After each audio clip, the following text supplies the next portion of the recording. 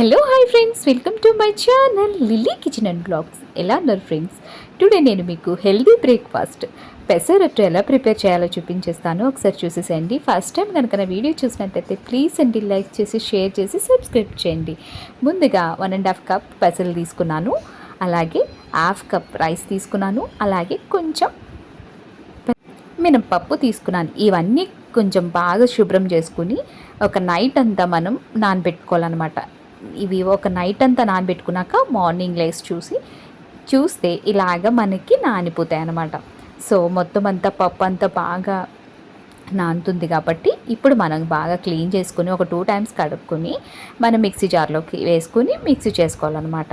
ఇది ఒకసారి మనం అంతా మిక్సీ పట్టేసుకునే ముందు ఇందులో మనం అల్లం ముక్కలు అలాగే పచ్చిమిర్చి యాడ్ చేశాను. కొంచెం అల్లం యాడ్ చేయడం వల్ల ఏంటంటే కొంచెం బాగుంటుంది, ఆ స్పైసీనెస్ అనేది మనకి రొట్టెలో తెలుస్తుంది కాబట్టి పెసరట్లో బాగుంటుంది అనమాట. ఇది మొత్తం అంతా నేను మిక్సీ చేసుకున్నాను. ఇలాగా ఈ క్వాంటిటీలో మనం మిక్సీ చేసుకుంటే అట్టు అనేది బాగా వస్తుంది. సో ఇదంతా నేను ఒక బౌల్లోకి షిఫ్ట్ చేసుకున్నాను అనమాట.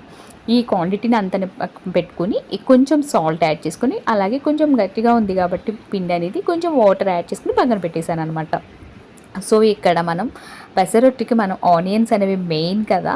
సో ఇక్కడ నేను ఒక ఆనియన్ తీసుకుని చిన్న పీసెస్ కింద కట్ చేసుకుని, అలాగే కొంచెం జీలకర్ర పచ్చిమిర్చి కూడా నేను యాడ్ చేసి అది మనకి పక్కన పెట్టేశాను అనమాట.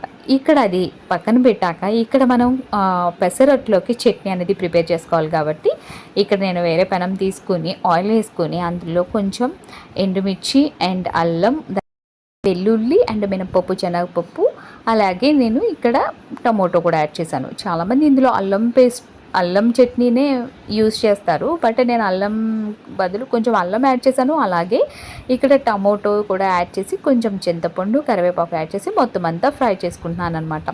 మీరు చట్నీ అనేది ఇలా ప్రిపేర్ చేయండి, బాగుంటుంది ఇందులోకి పెసరట్లోకి. మెయిన్ మనం పెసరట్లోకి ఎక్కువ మంది చాలామంది మనకి అల్లం చట్నీ యూస్ చేస్తారు, బట్ ఒకసారి టమోటో కూడా వేసి యూస్ చేయండి, చాలా బాగుంటుంది. సో ఇక్కడ ఫ్రై అయిపోయింది. ఇది కూడా నేను మిక్సీ పట్టేస్తున్నాను, కొంచెం సాల్ట్ యాడ్ చేసి మిక్సీ పట్టేశాను.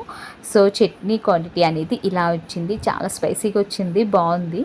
సో ఇప్పుడు చట్నీ పక్కన పెట్టేసుకున్నాక స్టవ్ మీద కడాయి పెట్టుకుని ఇందులో మనకి కొంచెం ఆయిల్ హీట్ అయ్యాక, చాలామంది ఆయిల్ వేయకుండానే ముందు అట్టు వేస్తారు, ఎందుకంటే సైడ్ ఆయిల్ వేస్తారు, బట్ ఫస్ట్ టైం వేసినప్పుడు ఎప్పుడైనా కొంచెం లైట్గా ఆయిల్ యాడ్ చేస్తే బాగుంటుంది అనమాట.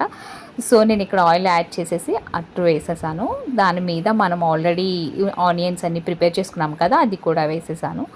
సో మనకి ఆ అట్టు అనేది ఇలా వచ్చిందనమాట. పెసరట్టు చాలా బాగా వచ్చిందండి. ఇక్కడ నేను పెనం మార్చాను, ఆ పెనం అనేది చిన్నదైపోయింది కాబట్టి ఇక్కడ నేను వేరే పెనం మీద వేస్తున్నాను. సో ఇక్కడ మళ్ళీ మనం ఇలా వేసుకుని కలర్ చేంజ్ అయ్యాక మనకి ఇలాగా వేసుకుంటూ ఉంటే మనకి పెసరట్టు అనేది ప్రిపేర్ అయిపోతుందండి. ఆనియన్ పెసరట్టు చాలా టేస్టీగా ఉంది, మీరు కూడా ప్రిపేర్ చేయండి.